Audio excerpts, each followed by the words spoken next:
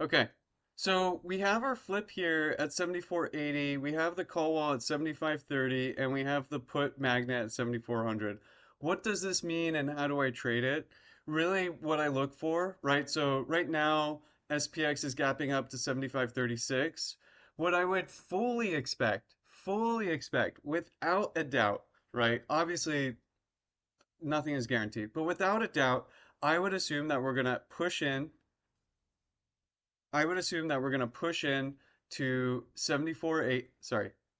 We're going to push in to 75.30 and likely come back down 75.30 and likely come back down and test 7,500. That would be my guess to start the day.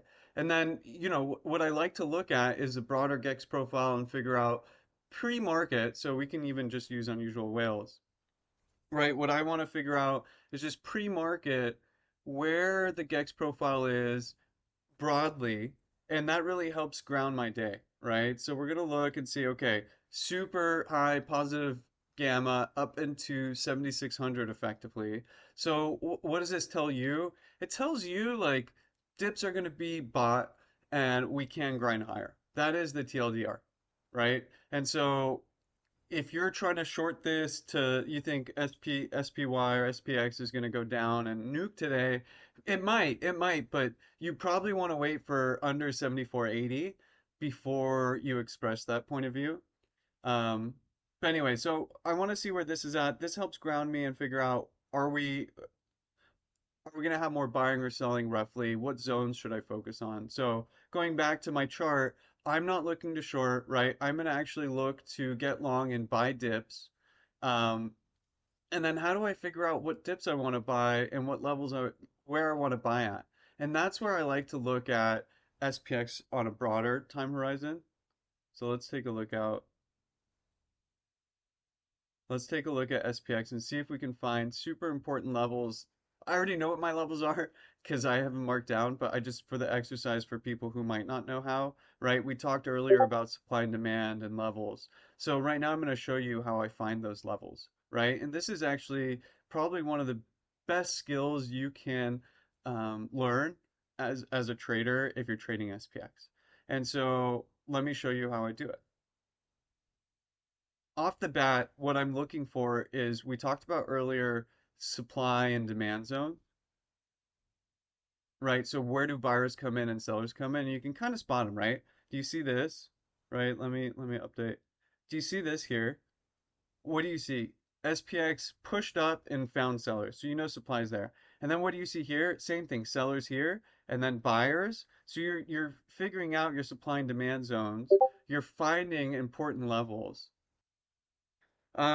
So you can see your supply demand zones, right? Like you could figure out where are their buyers, where are their sellers. So right now we see at 7507, we see sellers came in, okay? And then we see that again and again and again. And then you see buyers come in at 7507, right?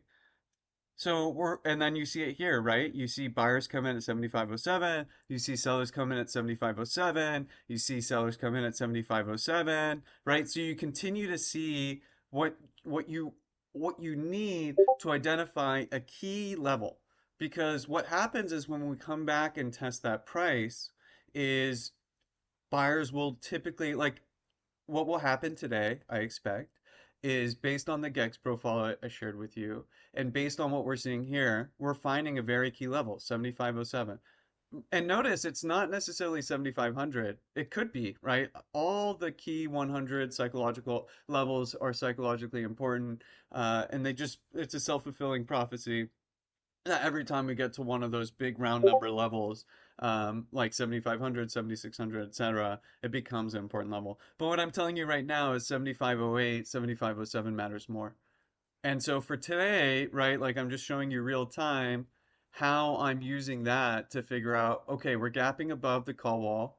We're gapping above the call wall. We're gapping above 7,500. We're gapping above a lot of key levels. And if you traded with me before, you know about what I call the golden rule. And the golden rule is something I made up, but the concept is I shouldn't say made up. I made up the name, but the actual rule and like how the mechanics work is pretty simple if you think about it. So what my golden rule says is that these key levels that we test, that buyers and sellers compete on during cash hours when there's the most volume and there's the most buyers and sellers that come in, you can't just like gap above them during futures and just say, hey, that auction, well, let's forget about it. Let's just kind of move up and like let's forget about it, right? What the golden rule says is these important levels need to be retested when there's volume, and volume comes in during the market when the market's open, not during futures. And so it's not a guarantee, but it helps you define like probability wise, do I think today's gap is going to hold, right? And I think part of it will, but all I'm trying to say right now is that for today's trading, what I would like to see at minimum is us come retest 7507.